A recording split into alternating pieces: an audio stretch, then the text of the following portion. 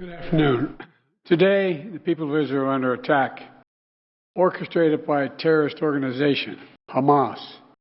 In this moment of tragedy, I want to say to them and to the world and to terrorists everywhere that the United States stands with Israel. We will not ever fail to have their back. We'll make sure that they have the help their citizens need and they can continue to defend themselves. You know, the world's seen appalling images.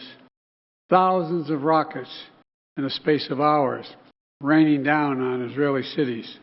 I got up this morning, started this at 7:30, 8 o'clock, my calls.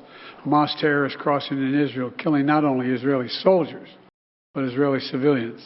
In the street, in their homes, innocent people murdered, wounded, entire families taken hostage by Hamas. Just days after Israel marked the holiest of days in the Jewish calendar. It's unconscionable. You know, when I spoke with Prime Minister Netanyahu this morning, I told him the United States stands with the people of Israel in the face of these terrorist assaults. Israel has the right to defend itself and its people. Full stop. There's never justification for terrorist attacks. And my administration's support for Israel's security is rock solid and unwavering. Let me say this as clearly as I can. This is not a moment for any party hostile to Israel to exploit these attacks to seek advantage. The world is watching.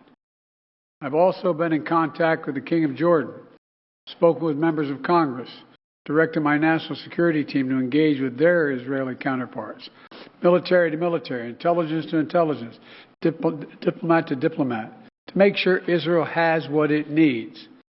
I've also directed my team to remain in constant contact with leaders throughout the region, including Egypt, Turkey, Qatar, Saudi Arabia, Jordan, Oman, the UAE, as well as our European partners and the Palestinian Authority.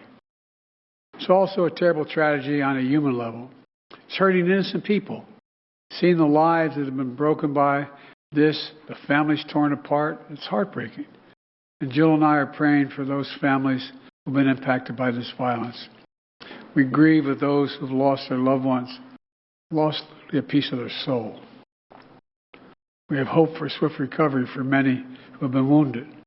But we're going to remain in close touch with Prime Minister. I personally am going to remain in close contact with Prime Minister Netanyahu as this situation continues to develop. And let there be no mistake, the United States stands with the state of Israel, just as we have from the moment the United States became the first nation to recognize Israel 11 minutes after its founding 75 years ago. Thank you very much. Mr. President, was there an intelligence failure in the lead up to this attack? Mr. President, can you tell us what Phoebe asked you specifically for support?